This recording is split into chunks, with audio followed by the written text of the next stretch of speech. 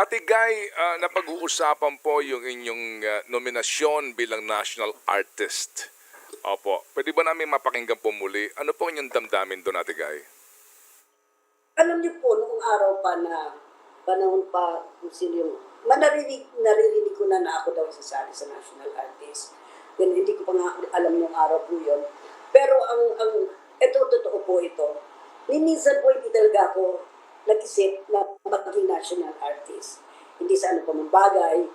Kasi tulad ng sinabi ko po sa inyo kanina, kung ibibigay sa ng Diyos, ibibigay sa matatanggap mo. Pero pag hindi naman, hindi mo matatanggap. Kaya, yung pagiging national artist nung araw, ang sabi ko pa nga sa sarili ko,